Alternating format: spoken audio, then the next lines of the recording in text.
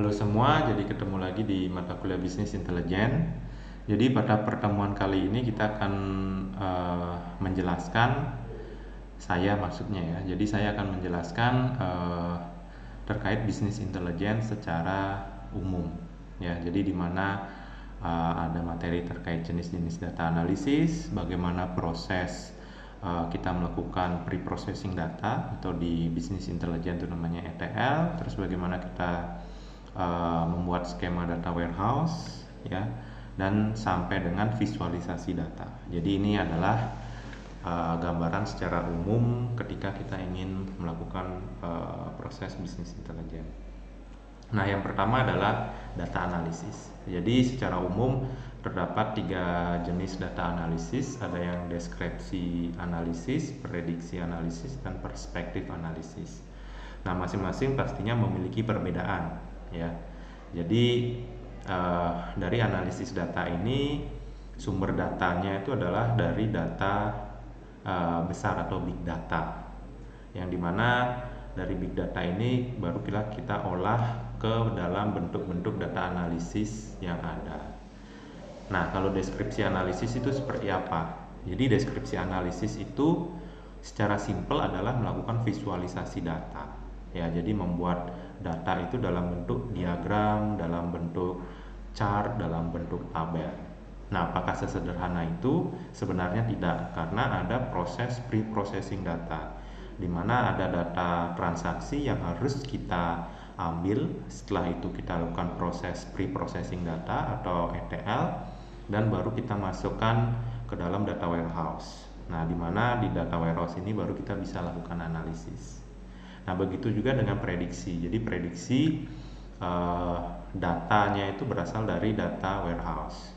Nah, perbedaannya kalau tadi deskripsi melakukan visualisasi data di mana pengambilan keputusan dan juga pengambilan rencana strategis itu adalah manusia, sementara di prediksi analisis analisis ini mampu memberikan suggest terhadap user bisnisnya.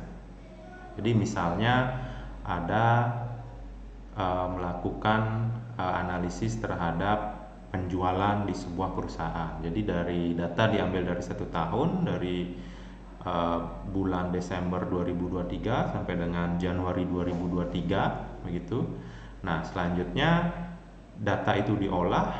Setelah data diolah dapat hasil akhir berupa prediksi, di mana bagaimana tingkat penjualan kita di bulan Januari begitu. Nah, tentunya prediksi ini tidak 100% benar, tapi bisa kita lakukan validasi. Nah, itu untuk prediksi. Ada juga yang namanya perspektif analisis, di mana perspektif analisis itu ada prediksinya juga, namun di dalamnya itu perspektif analisis ini mampu memberikan sudut pandang tersendiri. Jadi kalau prediksi dia hanya prediksi mampu memberikan masukan terhadap usernya, bagaimana nanti misalnya seperti tadi penjualan di bulan Januari tahun 2024. Sementara perspektif ini sama, dia bisa memberikan prediksi namun dengan tambahan yaitu memberikan resiko-resiko yang terjadi, sehingga perspektif ini lebih bisa memberikan suggest ke user bisnis untuk bagaimana melakukan rencana yang lebih baik ke depan. Nah, dari contoh data analisis, maksudnya dari jenis-jenis analisis tadi, berikutnya adalah contoh data analisisnya. Jadi di sini saya memiliki hanya 3 data ya, jadi per bulannya yaitu bulan Januari, Februari, dan Maret. Nah, ini adalah data penjualan ya. Jadi yang kolom pertama itu ada bulan, kolom kedua itu adalah jumlah penjualan per produknya atau per unitnya, berikutnya adalah pendapatan dalam ribu rupiah ya, atau ribuan. Nah, jadi di bulan Januari itu ada 150 unit yang terjual atau barang. Nah, pendapatannya itu adalah 500.000. Sementara di bulan Februari itu ada 180 barang di mana pendapatannya itu adalah 600.000. Di bulan Maret ada 200 unit barang di mana pendapatannya adalah 700.000. Nah, dari data ini kita akan melakukan analisis. Yang pertama adalah deskripsi analisis, ya. Jadi kalau kita menggunakan deskripsi analisis, paling gampang misalnya kita cari rata-rata penjualan per bulannya itu berapa, per unitnya ya maksudnya. Nah, jadi di sini tinggal kita tambahkan masing-masing bulannya, tinggal dibagi 3, dapatlah hasilnya yaitu 176,67 unit, ya. Nah, ini adalah deskripsi analisis. Berikutnya ada rata-rata pendapatan per bulan yaitu Rp600.000. Berikutnya total penjualan dan pendapatan. Jadi total penjualan selama 3 bulan itu ada 530 unit, total pendapatan selama 3 bulan itu ada 1 juta, ya. Jadi 1.800.000 begitu. Nah, ini yang dimaksud sebagai visualisasi data. Jadi memudahkan user untuk membaca data yang sudah kita olah. Nah, pastinya data itu tidak muncul langsung seperti ini, ya. Jadi ini data yang sudah jadi sebenarnya, tinggal kita lakukan analisis. Nah, di belakang ini pasti datanya itu dalam bentuk transaksi per hari, gitu. Sehingga kita dapatkan unitnya terjual sekian. Jadi ini adalah data yang sudah jadi, sehingga dengan mudah kita bisa melakukan analisis data. Begitu. Nah, selanjutnya kalau prediksi analisis, contohnya adalah tren kenaikan. Jadi penjualan per bulannya itu kenaikannya adalah sekitar 25 unit dari bulan Januari ke Februari, Februari ke Maret, ya. Nah, selanjutnya rata-rata kenaikan bulanan pendapatan, ya, kalau tadi unitnya. Jadi kalau tren per unitnya itu ada 25 unit, sementara untuk pendapatannya itu ada 100.000 kenaikannya, begitu. Jadi dari sini kita bisa melakukan prediksi, bulan Maret ke April itu kenaikannya berapa. Nah, itu bisa kita lakukan prediksi, ya. Contohnya seperti di bawah nomor 2, prediksi penjualan untuk April 2024. Jadi prediksinya itu adalah 200 ditambah 25, yaitu 225 unit. Dari mana? Dilihat dari tren kenaikannya per bulannya. Jadi kalau kita lihat di sini seperti ini, jadi ada 150, ada 180, ada 200. Nah, tinggal dari Maret ke April kita tambahkan 25 unit berdasarkan tren penjualannya, yaitu dapatlah 225 unit barang yang terjual prediksinya. Nah, itu untuk prediksi. Selanjutnya ada perspektif, ya. Jadi perspektif bisa kita lihat, kita bisa menambahkan, analisis ini menambahkan perspektif konsumen, gitu. Ya, jadi melihat dari perspektif konsumen, kita dapat mempertimbangkan faktor-faktor seperti kepuasan pelanggan, preferensi atau tren konsumen yang mungkin mempengaruhi penjualan dan pendapatan per unit barang. Jadi selain dia memberikan prediksi, dia juga bisa memberikan perspektif. Perspektifnya ada banyak, entah itu konsumen, entah itu saingan, pesaing, ya, dan lain sebagainya, atau opportunity yang ada, begitu. Nah, itu adalah contoh-contoh data analisis, ya. Jadi dari 3 data analisis yang tadi sudah kita bahas. Nah, berikutnya ada latihan, ya. Jadi di sini ada data, ya. Jadi ada tahun ajarannya, ada jumlah mahasiswa dari masing-masing prodi.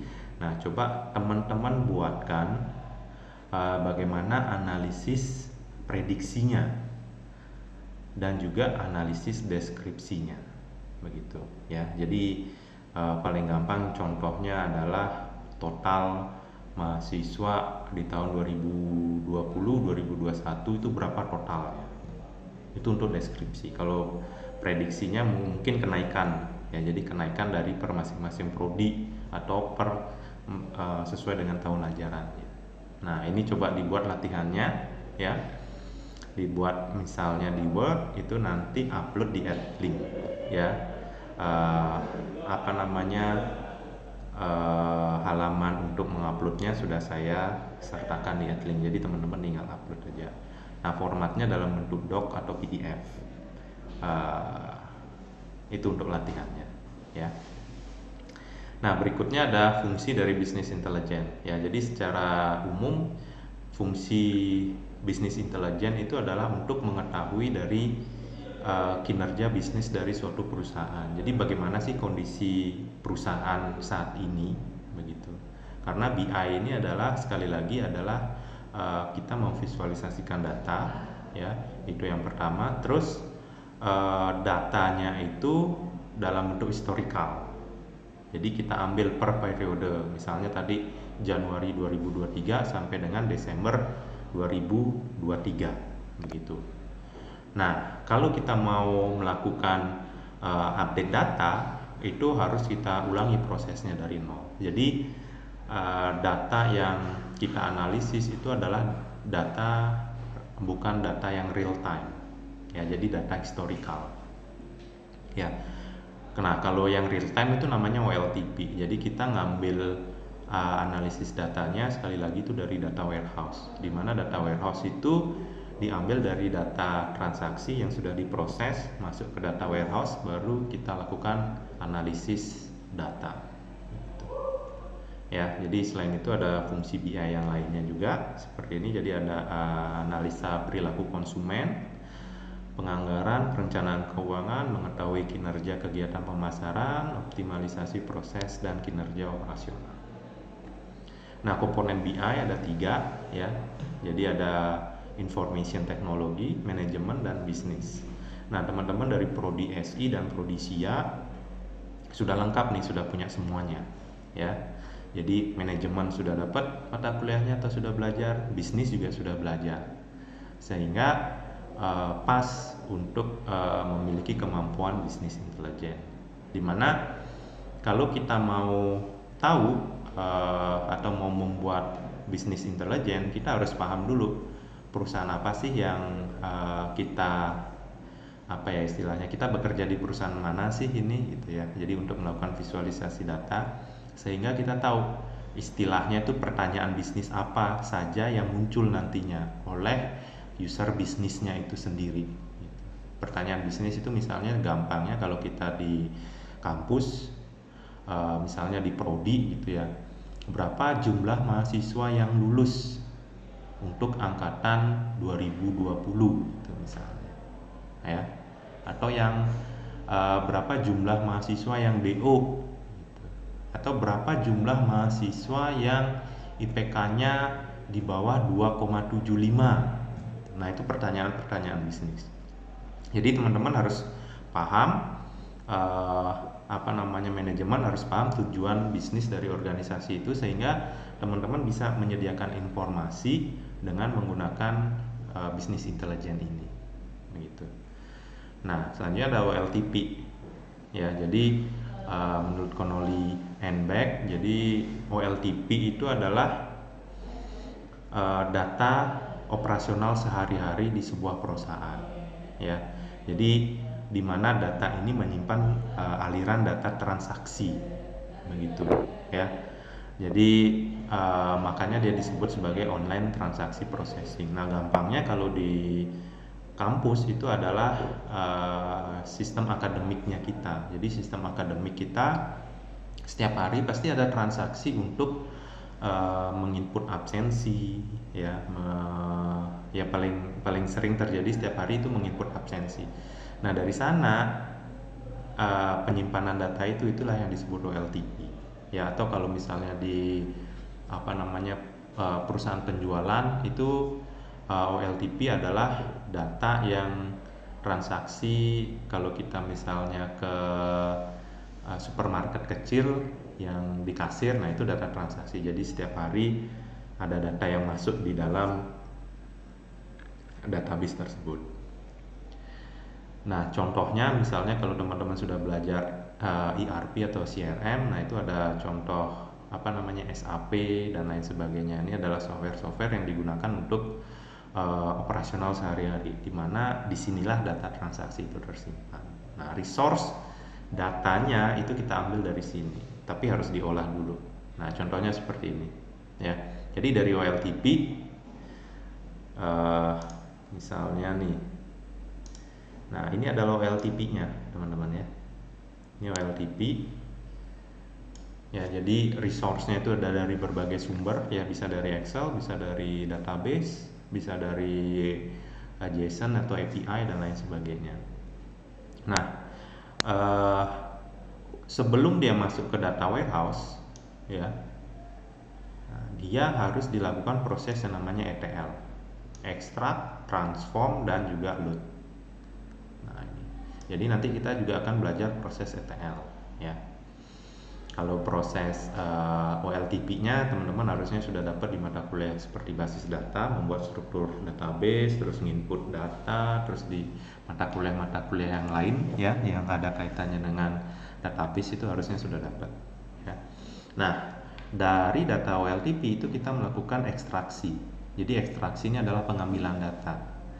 Kenapa datanya harus diambil? Agar tidak mempengaruhi proses transaksi yang sedang berjalan, begitu, ya. Karena kalau data yang di sini kita ubah, wah itu akan berbahaya. Jadi harus diekstrak ke dalam staging area, jadi penyimpanan sementara.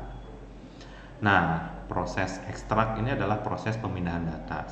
Setelah data itu masuk ke staging area, baru kita lakukan transformasi, ya, atau perubahan data, atau cleaning data, bisa disebut seperti itu. Jadi contohnya kita menghapus data yang redundant, menghilangkan data-data yang value-nya nol, atau menghilangkan data-data yang value dalam bentuk date itu misalnya kosong, kosong, kosong, kosong, strip, kosong, kosong, strip, kosong, kosong. Nah, kalau value seperti ini di date itu nggak akan bisa digunakan, jadi itu harus kita bersihkan.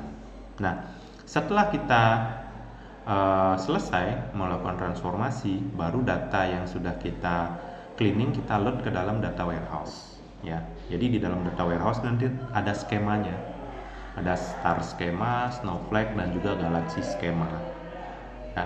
Nah, dari sana kalau sudah masuk di data warehouse, jadi ini data warehouse, data yang sudah bersih, baru kita bisa lakukan analisis datanya di situ, ya. Entah mau melakukan data prediksi analisis, deskripsi analisis, ataupun perspektif analisis, ya. Nah, kurang lebih seperti itu, ya, gambarannya. Nah, masuk ke data warehouse sendiri, ya. Jadi data warehouse itu menurut Inmon dan Ricard, ya, data warehouse adalah koleksi data yang berorientasi subjek, ya. Dan dia juga time varian atau diambil periodik, ya. Terus juga bersifat tetap. Nah, kalau menurut Vindet Poe, data warehouse itu merupakan database yang bersifat analisis dan read only, yang digunakan sebagai fondasi sistem pendukung keputusan. Jadi sudah jelas data warehouse ini datanya itu tidak bisa berubah-ubah secara real time, ya. Jadi dia diambil data dari OLTP, terus dia ditaruh di data warehouse, datanya yang sudah jadi, dan dia sifatnya hanya read only. Jadi nggak bisa diupdate, di delete, ataupun di insert, gitu. Bukan nggak bisa sih, tapi secara teknis bisa, namun secara teori tidak seperti itu, ya. Nah, ini ya, jadi data warehouse biasanya digunakan untuk menunjang decision support system dan juga executive information system. Jadi secara fisik data warehouse itu adalah database, tapi secara perancangannya data warehouse itu sangat berbeda dengan database transaksi, ya. Jadi seperti relasi itu di data warehouse masih ada, gitu, ya. Nah, itu masih menggunakan relasi juga. Jadi masih ada primary key, masih ada foreign key-nya, tapi skemanya itu yang berbeda, begitu, ya. Nanti kita bahas. Nah, ini ya, jadi resource-nya apa, terus masuk ke dalam data warehouse, dia reporting-nya untuk apa biasanya. Nah, ada yang disebut sebagai OLAP. Menurut Hopper, jadi online analytical processing merupakan seperangkat alat grafis yang menyajikan pengguna dengan tampilan multidimensional.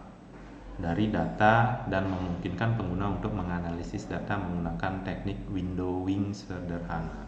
Ya, menurut Connolly and Beck, Olean Analytica Processing adalah perpaduan dinamis analisis dan gabungan dari data multidimensional dalam jumlah besar. Nah, OLAP ini adalah bagian dari data warehouse. Ya, jadi dia disebut juga sebagai multidimensional data. Nah, contohnya seperti ini. Jadi pada saat kita membuat data warehouse, biasanya di dalamnya ada cube OLAP-nya, ya. Nah, dari OLAP ini baru kita melakukan visualisasi ke masing-masing user bisnis yang memerlukan, begitu. Nah, jadi ada multidimensional data, di mana biasanya multidimensional data itu dimensinya lebih dari 2.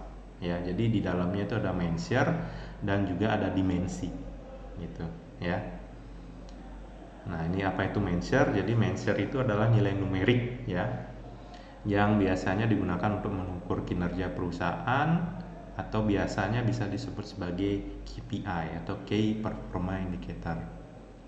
Nah, dimensi itu apa? Dimensi non numerik. Jadi dimensi itu subjek, ya. Jadi seperti dijelaskan di data warehouse itu bersifat subjek. Nah, salah satunya ini adalah dimensi ini, ya. Jadi ini yang nantinya untuk mendukung visualisasi data yang dalam bentuk numerik. Contohnya seperti apa? Tahun, produk, dan wilayah. Nah, itu adalah bagian dari dimensi data.